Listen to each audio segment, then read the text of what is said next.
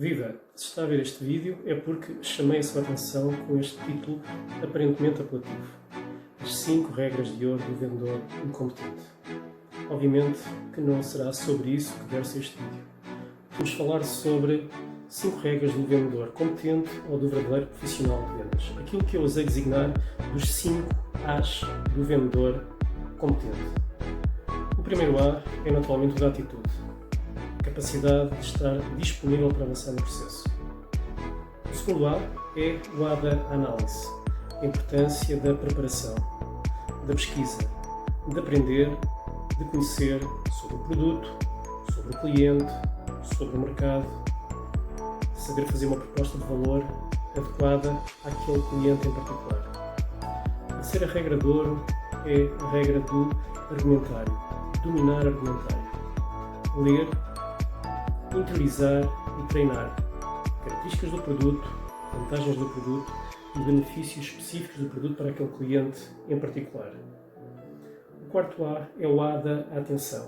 Estar desperto, ter a capacidade e a agilidade para conseguir contornar as objeções colocadas pelo cliente. O quinto e último A é, obviamente, o A do acordo. É culminar todo o processo que supostamente terá sido bem feito e então acaba por resultar no fecho da venda. Vamos agora ver em seguida algumas técnicas e ferramentas que nos permitem robustecer cada um dos A's que acabamos de falar. Iniciamos agora a nossa viagem pelas regras de ouro do vendedor competente e começamos pela primeira, que é a atitude. A atitude revela-se na grande capacidade de gestão de tempo, no planeamento de agenda. Revela-se também em ambicionar chegar ao topo, mas também na capacidade que tem para acomodar os nãos e não se resignar. Ouvir nãos faz parte do dia-a-dia do comercial, significa que prospecta, contacta e é uma forma de aperfeiçoar técnicas, argumentários, etc. Em suma, de aprender. A atitude reflete-se também na capacidade de resiliência e a não desistir. Se quiséssemos sistematizar o conjunto de atributos, podíamos pegar, por exemplo, no trabalho de Rasmussen, que identificou 10 características do vendedor de topo. Rasmussen começa por referir que o primeiro atributo é uma personalidade forte, o segundo é propensão para a rapidez, o terceiro, uma personalidade motivadora, o quarto, firmeza, o quinto, disponibilidade para assumir riscos, o sexto, sociabilidade, o sétimo, raciocínio abstrato, o oitavo, ceticismo moderado, o nono, a criatividade e o décimo, a empatia. Destaco o último, a empatia, sendo aquela capacidade para sentir as reações do cliente, a capacidade para entender o que a outra parte sente sem necessariamente estar de acordo com esse sentimento. Mas ainda assim, parece-me a mim que falta aqui um atributo importante, que tem a ver com a parte da compensação financeira.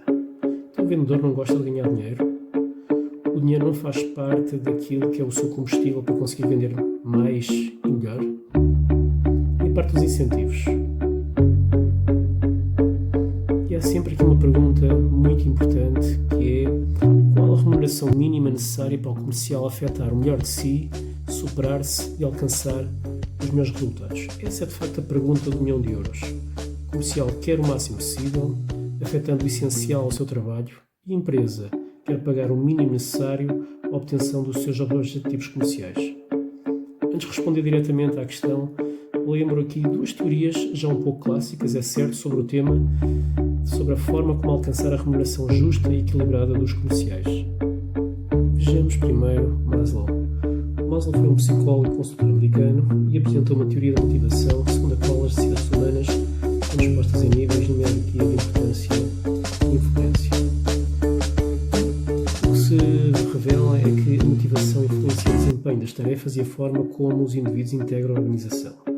Fazer com que as pessoas e as equipas deem o máximo o seu talento e capacidades é crucial para as organizações. Por isso, é fundamental compreender os princípios da motivação, analisar e melhorar as práticas motivacionais mais eficazes no seio das organizações. A pirâmide de Maslow apresenta na sua base as necessidades fisiológicas, alimentação, sono e repouso, em seguida as necessidades de segurança, depois necessidades sociais, Seguem-se as necessidades de estima e, por último, as necessidades de autorrealização, que são aquelas necessidades de cada pessoa em realizar o seu próprio potencial e de se autodesenvolver continuamente. As necessidades são internas, fazem parte do nosso funcionamento como seres humanos e estão estruturadas hierarquicamente. A necessidade mais elevada é a da autorrealização, é certo, mas as necessidades fisiológicas são inicialmente as mais importantes e as pessoas estão motivadas para as satisfazerem em primeiro lugar. Maslow vai dizer também que se verifica um processo de satisfação-progressão, ou seja, as necessidades deficitárias, que são necessidades por satisfazer, é que dominam o comportamento humano até a sua eventual satisfação. A progressão na hierarquia vai-se dando à medida que se alcança a satisfação de uma necessidade inferior. Portanto, depreende-se daqui que o primeiro conjunto de necessidades, ou seja, as necessidades que estão na base da pirâmide, é que devem ser satisfeitas. Caso não haja incentivos para a sua satisfação, não há aqui atitude possível em termos de trabalho ou em termos de desempenho. Mas isso será suficiente? Mas será que o salário que eventualmente o comercial receba e que lhe permita, no limite, até satisfazer todas as necessidades da pirâmide, vai fazer com que ele consiga trabalhar mais ou ter um desempenho superior? Não necessariamente. Stacey Adams, em 1963, tenta responder a uma pergunta que é o que faz com que as necessidades se traduzam em comportamentos. Ele disse uma coisa importante, é que um elemento importante na motivação das pessoas é a forma como elas se sentem face à forma como são tratadas quando se comparam com outros colegas. E o que ele diz é que o indivíduo compara o seu ganho com o de outros e compromete o seu esforço no trabalho dependendo do que percebe ser o esforço despendido por outras pessoas que constitui o seu termo de comparação, normalmente colegas em posições e funções similares. E chegado ao valor adequado, qual é que é o modelo salarial? Fixo, mais variável? Quais devem ser as percentagens? Bom, é claro que a componente variável, o comissionamento, deve fazer parte de qualquer equipa de vendas. Vamos falar aqui na regra dos 20-80, ou seja, a componente variável deve oscilar entre os 20 e os 80. Mas é importante pensar que não é propriamente desprezível o número de empresas que sofrem com desmotivação e até perdem talentos por falhas no plano de compensação ou por não ser fácil de compreender o que é a remuneração variável, por exemplo. É certo também que as funções de comercial têm uma expertise técnica associada ou integradas em organizações que privilegiam a retenção de talento ou que incluem ainda outras funções comerciais para além da venda, ou seja, esses comerciais envolvem também outras funções, possuem aqui uma predominância da componente fixa sobre a variável. De qualquer forma, em cenários extremamente competitivos, como é o caso de profissionais qualificados, é importante ter uma política de remuneração variável, mas que seja clara e eficiente e que seja capaz de atrair e reter os melhores talentos em vendas. Terminada esta parte sobre a atitude, avançamos agora aqui para outra regra, que é a regra da análise. Um tema muito importante nas vendas é a parte da preparação. Esta imagem de afiar o machado diz bem como é importante a preparação, a análise do mercado, a identificação dos potenciais clientes, a permanente atualização daquilo que são as necessidades do mercado e a adequação da nossa proposta de valor para satisfazer é muito importante no nosso trabalho. Objetivamente falando, se estivermos a falar da venda consultiva, temos pela frente uma preparação que pode ser muitas vezes longa, silenciosa, bastante subtil e exigente. Basta pensarmos que o vendedor tradicional, em regra, acaba por alocar 40% do tempo a argumentário, objeções e fecho. 30% do tempo está alocado à apresentação de soluções. 20% do tempo a fazer questões e só 10% do tempo é que vai alocar à parte da empatia ou do estabelecimento de uma relação, de um rapport. No caso da venda consultiva é ao contrário. Grande parte do tempo é alocado em estabelecer uma relação de confiança, 30% do tempo no diagnóstico, necessidades, 20% do tempo soluções e 10% do tempo para resolução, objeções e fecho. Mas daquilo que é a análise, há uma parte importante que é dedicada à prospecção de clientes. É o ponto de partida, os clientes não nos entram pela porta dentro a partir de nada, e já agora, se tal acontecer, e sem entrar em teorias de conspiração, desconfiem sempre. O que deve ser feito para começar a ter leads e mais leads? Coisas básicas.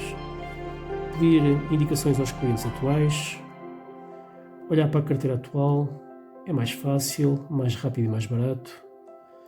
Fazer filtros relevantes em bases de dados empresariais, por exemplo. Investir em feiras, convenções e eventos selecionados. E estar online, para prospectar global via digital.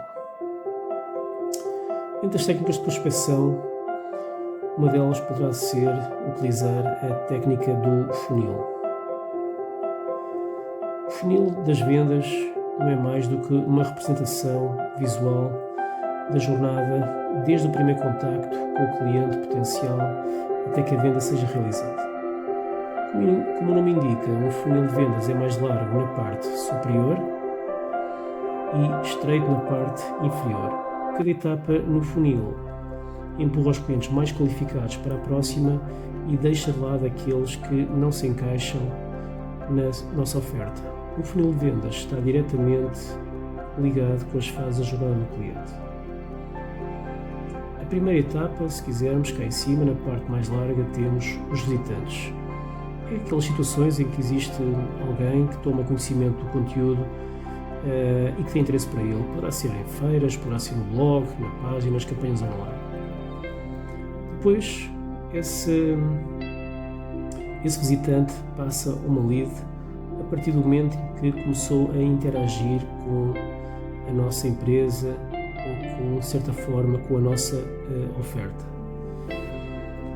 Depois, a lead acaba por se converter, ou seja, essa lead qualificada já está disponível para adquirir a solução a partir do momento em que já houve aqui uma troca de mensagens, já houve aqui um atendimento offline e já houve aqui algum follow-up. Nesta fase está caracterizado para adquirir a nossa solução. Depois da conversão, passamos à fase da fidelização, ou seja, a venda não queremos que seja única, portanto, realização da fase pós-venda para estimular o cliente a se tornar um divulgador, embaixador, propor novas soluções, etc. E é importante monitorizar isto tudo. Tentar perceber, por exemplo, que do conjunto de telefonemas, quantos é que se transformaram em primeiras visitas, das primeiras visitas, quantas é que se transformaram em propostas, das propostas, quantas é que tiveram reuniões de progresso, das reuniões de progresso, quantas é que se transformaram em demonstrações e, por último, demonstrações, quantas é que se converteram em venda. Ir avaliando estas taxas, monitorizando. Os objetivos, obviamente, que se fazem sempre em quantidade de produtos vendidos ou num determinado rendimento angariado, mas também o trabalho de contacto e o trabalho de preparação destas listas e tratamento deve ser também monitorizado e alvo de objetivos a atingir. Por último, antes de iniciar a abordagem aos prospects, a estes potenciais clientes, há um conjunto de 3 perguntas simples que devem ser sempre colocadas. Que é, porque é que um cliente potencial deve confiar em mim? O que me torna melhor ou diferente dos concorrentes? E por último, porque é que deve um cliente novo comprar a mim? É importante nós fazermos uma autorreflexão sobre estas perguntas e encontrar boas respostas. Porque o face-to-face, em particular, mesmo nestas fases introdutórias, não se compadece com amadorismos. É necessário ser exigente e estar preparado. Daí que é importante evitar improvisações no momento de conversar com o cliente. Deve ser preparada uma lista de questões que devem ser apresentadas e, na apresentação, dizer o nome da empresa, como é que chegou ao contacto e qual é que é a proposta genérica de valor. Tentar descobrir se o interlocutor tem autoridade para comprar, se tem autonomia no orçamento e a necessidade do produto. estar com a chamada escuta ativa e deixar o contacto falar, expor dúvidas, transformar a prospeção num diálogo e não esquecer de agendar os próximos passos. Vamos ver agora, feita já uma declaração possível de oportunidades, que conteúdos devo colocar na proposta de valor que eu irei apresentar. Começamos pela criação de proposta de valor, que é mais conhecida pelo Canvas da proposta de valor e que está no livro do Alexander Osterwalder, também o autor do livro do Business Model Generation. O Canvas da proposta de valor é uma ferramenta que pode ajudar a criar e posicionar os produtos ou serviços em torno daquilo que o cliente realmente valoriza e precisa. É uma ferramenta que nos ajuda a encontrar o encaixe do produto e do mercado de forma estruturada. Apesar de ser um conceito aparentemente simples, não existia até então uma ferramenta para acompanhar este processo e que permitisse mapear, refletir, discutir, testar ou até redirecionar, por exemplo, a proposta de valor de uma empresa em relação às necessidades dos seus clientes. É uma ferramenta muito utilizada quando há necessidade de refinar um produto ou serviço ou atualizá-lo, onde uma nova oferta está a ser desenvolvida a partir do zero. O objetivo é ajudar então a desenhar uma proposta de valor que se encaixe com as necessidades dos clientes e os chamados jobs to be done, o trabalho a ser feito ou as tarefas do cliente que os ajudem a resolver os seus problemas. Neste caso estamos a falar do encaixe entre aquilo que poderá ser o mercado e o produto ou entre um determinado problema que existe e a solução que nós pretendemos apresentar. O primeiro passo começa por analisar melhor os clientes, desenhando o seu perfil, e temos que olhar para 3 coisas para fazer isso. Escrever o que os clientes estão a tentar fazer, podem ser tarefas que eles estão a tentar realizar ou completar, ou problemas que estão a tentar resolver, ou necessidades que estão a tentar satisfazer. Em seguida, vamos descrever as emoções negativas, os custos e as situações indesejadas, os riscos e outras experiências más que o cliente pode vivenciar antes, durante ou após as tarefas listadas anteriormente. Por último, vamos descrever os benefícios que os clientes esperam, desejam ou que poderiam ser surpreendidos positivamente caso o produto existisse. Isso inclui a utilidade funcional, os ganhos sociais, emoções positivas e, por exemplo, a redução de custos. Com base neste trabalho do lado do cliente ou do lado do mercado, vamos agora perguntar-nos a nós próprios quais são os produtos e os serviços que nós oferecemos e que podem ajudar os clientes a realizar as tarefas de ordem funcional, social, emocional ou que podem ajudá-lo a satisfazer as necessidades básicas. Em seguida, vamos descrever como os produtos e os serviços criam ganhos para os clientes, como eles criam benefícios que os clientes esperam, desejam ou seriam surpreendidos por incluir uma utilidade funcional, um ganho social, emoções positivas ou a tal redução de custos que vimos quando falámos dos ganhos do cliente. Por último, descrever como os produtos e os serviços aliviam as dores dos clientes, como eles eliminam ou reduzem emoções negativas, custos e situações indesejadas, riscos que os clientes vivenciam ou vivenciaram antes, durante ou depois do job to be done. Esta é uma sugestão de elaboração da proposta de valor meramente interna. Para partir para o terreno, temos outra proposta que aparece no livro do Ramcharan e que se chama Proposta Comercial de Valor. É um modelo simples, com 3 informações bastante intuitivas, mas robustas e que resume bem a apresentação do racional e do valor financeiro e económico da nossa proposta junto do cliente. Primeiro, a descrição concisa do cliente. Uma breve informação sobre o cliente. O nome, morada, o valor, a dimensão do negócio e o modelo de tomada de decisão. Quem toma a decisão e de que forma quer tomar a decisão. O segundo item é a proposta de valor. Aqui sim, bastante importante. O diagnóstico das necessidades do cliente, o que nós propomos para as resolver e o valor respectivo em termos de gasto previsto, a margem que o cliente pode obter ou o valor do investimento a realizar. E por último, os benefícios para o cliente, mas numa lógica bastante objetiva, muito focada naquilo que são benefícios físicos, margens brutas ou margens comerciais, cash flow, aumento de receitas, a rentabilidade do investimento, o período de recuperação do investimento, ao nível daquilo que pode ser o património da marca, cota de mercado, mudanças qualitativas.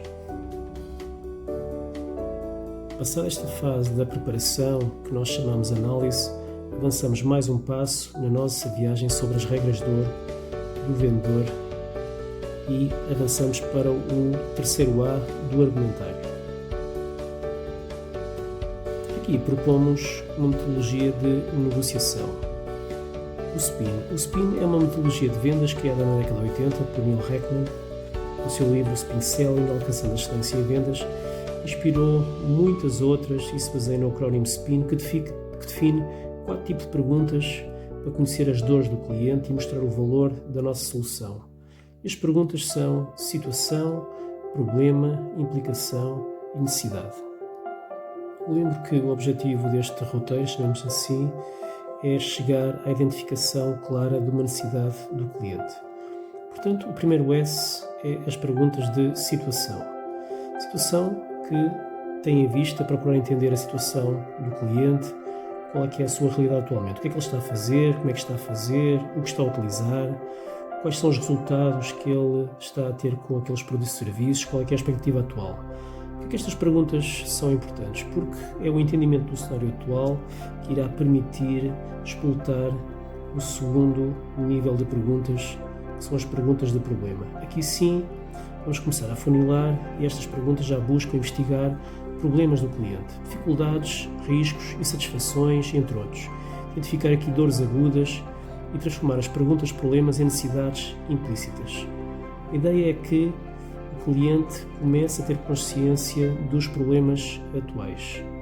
E por que estas perguntas são importantes? Porque sem o reconhecimento do problema não adianta apresentar aqui soluções, nenhum remédio vai ser interessante se essa pessoa não sabe ou pelo menos não tem consciência que está doente. Avançamos para as perguntas seguintes. Já são perguntas de implicação. Como o próprio nome indica, são perguntas que revelam consequências dos problemas identificados. Portanto, tem como objetivo levantar consequências de cada um dos problemas que nós detectamos. O objetivo aqui é tornar perceptível, se possível, quantificar as perdas de uma forma o mais objetiva possível em consequência dos problemas encontrados. E aqui sim, o cliente acaba por sentir a dor de uma forma mais agudizada, digamos assim.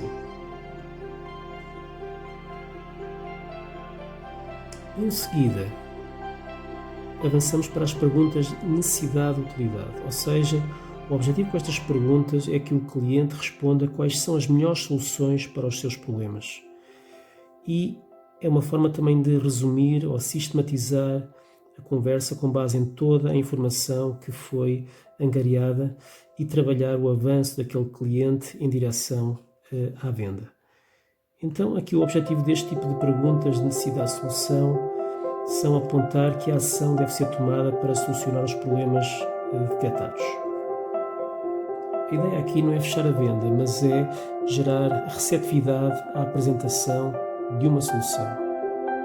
O SPIN é uma ferramenta valiosa e bastante poderosa que ganha realmente valor se os vários comerciais forem coligindo conjuntos de perguntas de situação, perguntas de problema, perguntas de implicação, perguntas de necessidade. Portanto, conforme foi dito, o objetivo deste roteiro de perguntas é permitir que o cliente abra a porta para apresentar uma proposta. E para apresentar a proposta, seguimos o modelo seguinte, que é o modelo do CVB. Características, vantagens, benefícios. Aqui a lógica é: as pessoas não compram características, mas sim benefícios. A ideia aqui é ter uma sistematização daquilo que possa ser a ficha técnica de um produto, que está assente naquilo que são as suas características, e as características não são mais do que especificações técnicas do produto. Especificações técnicas essas que podem dar origem a um conjunto de vantagens. Mas também não é isto que o cliente quer. O cliente quer saber exatamente quais são os benefícios que ele vai ter, que lhe vão responder àquilo que foi as respostas que ele deu no nosso screen. Mas até agora ainda não vendemos nada. A venda pode ainda estar longe, está fechada. É necessário iniciar a confirmação de que iremos fechar e estar preparado para as objeções. E é aqui que elas começam ou se intensificam. E que avançamos para a nossa quarta regra do vendedor competente, que é a atenção. Esta regra deve ser particularmente colocada em prática quando estamos já na fase de tentativas de fecho. A importância de estar atento e disponível para responder às objeções. O que acontece normalmente, ou em muitos casos, é não estou a conseguir fechar. Muitas vezes não consigo sequer captar a atenção. E o que é que pode ter corrido mal? Várias coisas. Será que tenho que rever o spin? Exagerei nas perguntas de situação? Fiz um diagnóstico incorreto, ou seja, não consegui identificar bem aquilo que eram as necessidades do cliente, não consegui demonstrar o valor para o cliente. O que é que pode ter corrido mal? Aqui há algumas chamadas de atenção. Em primeiro lugar, fazer com que o cliente sinta que lhe está a dar algo, ele terá tendência para lhe retribuir. Aumentar progressivamente as solicitações, obtendo a aceitação do cliente, por pequenos sims gera um grande sim. Usar expressões para avançar com a negociação, como a propósito, em relação a esse aspecto, em linha que acabou de mencionar, portanto, tentar ir progredindo na negociação.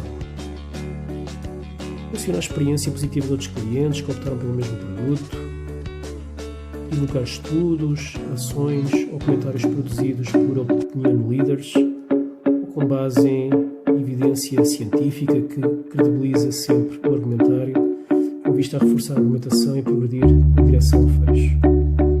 Aqui nesta fase é estar atento, daí esta regra de ouro bastante importante.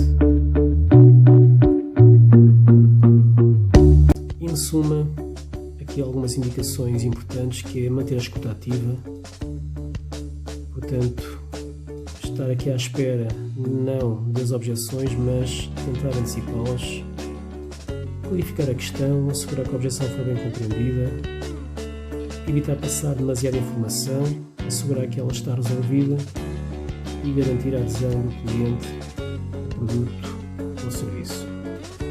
Bom, o tema das objeções é sempre importante. É bom haver objeções, é sinal que o cliente está interessado, mas temos de estar preparados para responder. Uma objeção pode ser não mais do que um pedido de informação adicional. Geralmente os clientes hesitam no compromisso até estarem convencidos de que precisam do produto e que as condições são boas. As objeções não são rejeições puramente pessoais, devem ser encaradas como um bom indício do interesse do cliente e, portanto, uma boa oportunidade de fecho que não podemos desperdiçar.